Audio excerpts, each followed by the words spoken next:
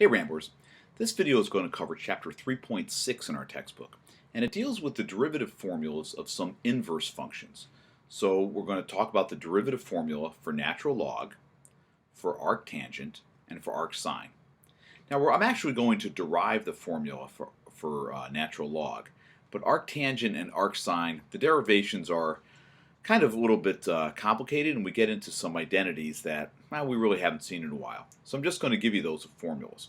Either way, I'm going to give you some practice with each one of the new formulas. So please take careful notes, pause often, and I hope this helps. Okay, so that the formula for the derivative of the natural log doesn't just fall out of the sky, we could go back and kind of derive it using the definition of the derivative, which of course, just to review, is the limit as h goes to 0 of the natural log of h plus x minus the natural log of x all over h. But this gets into some limits that we really haven't explored yet, and so I'd be asking you to just kind of take my word for it on those limits. So I'd rather just kind of go a different way with it and think of it like this. You may remember the identity that e raised to the natural log of x equaled x. Now that might take a minute and pause the video and look at that and make sure you agree that that is true, that it's just an identity. So let's try taking the derivative of both sides of this. You can do that. It's like taking the square root of both sides. And if I do, you know that on the right side, I'm just going to get 1. And so let's see if we can't figure out, using the chain rule, how to get this derivative. The chain rule would tell us that since we have a function inside another function, that we need to multiply by the derivative of the outside, which is just e to the ln of x, because e is its own function, times the derivative of the inside. And after all, that's what we're looking for, isn't it? So now I'm going to divide both sides by e to the ln of x, so that I can isolate this thing that I'm looking for. So the derivative of the natural log of x equals 1 over e to the ln of x. Now, it doesn't look like we've gotten very far, but don't we know that from our identity that e to the natural log of x equals x? So in fact, the denominator here is equal to x. So I guess we're done. The derivative of the natural log of x equals 1 over x. Get that one in your notes. Really handy. And that's a really quick way to, if you need to derive it yourself, you can do that. Okay, let's do some quick practice with this, some natural log derivatives, and then we'll move on to arctangent and arcsine. Okay, so let's use our new formula that the derivative of the natural log of x equals 1 over x. Now let's try this on this first function, where y equals the natural log of x squared plus 1. All right, so if we're going to take the derivative here, y prime will equal the derivative. We're going to need the chain rule, so we're going to multiply by the derivative of the outside function, but we're not going to change the inside function, so that remains just x squared plus 1. Now we'll multiply by the derivative of the inside, which is 2x. So if you want to simplify, it's 2x over x squared plus 1. Okay, let's try another. How about y equals x squared times the natural log of x? Let's pause the video, or it's going to pause for you, and try and work that one out. Okay, in this case, we're going to need the product rule. So y prime is going to equal the derivative of the first times the second, plus the first times the derivative of the second, which is 1 over x. Now, once again, a lot of times you can leave it like that, but if we're going to simplify it, the first term doesn't change, but the second one, the x squared in the numerator and the denominator, are going to cancel, and we're just left with plus x. Okay, Ramblers, let's move on and take a look at two other inverse functions. The first one being arctangent, and we'll make note of that formula. And the second one is arcsine, and we'll get the derivative for that as well. We're not going to really derive the formula for arctangent, but let's take care of a couple of misconceptions.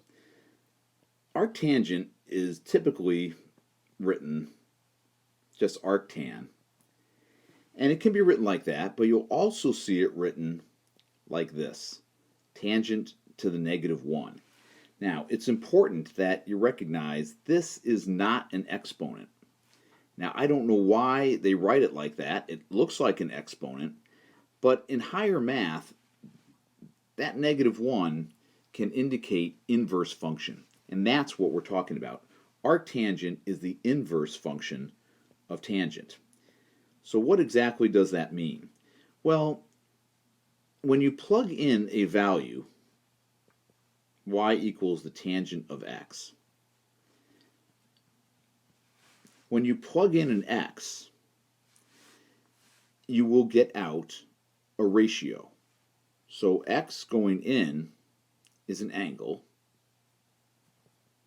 and the y is a ratio. But on the other hand, when you're talking about y equals arctangent, when you plug in an x, in that case, the x is the ratio that you're plugging in, and the y that you're getting out is an angle. So you can see that it's reversed. Arctangent actually refers to, if you go back to thinking about the unit circle, and you talked about a certain radian measure here, arctangent was the length of the arc, because in the unit circle, the length of the arc and the measure of that angle will be the same. So that's where we get the arc part of arctangent. Nevertheless, it's not equal to 1 over tangent. It is just the opposite of the tangent function. So the derivative of arctangent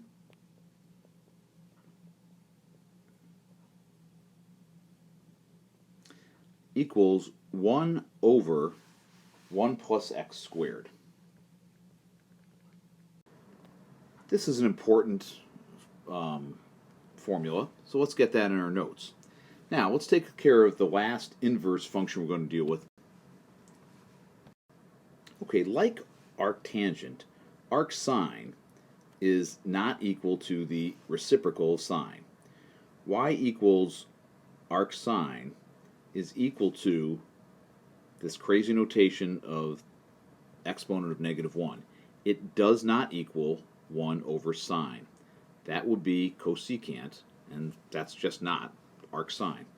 Okay, similar to tangent, the input is a ratio and the output is an angle. So the derivative of arcsine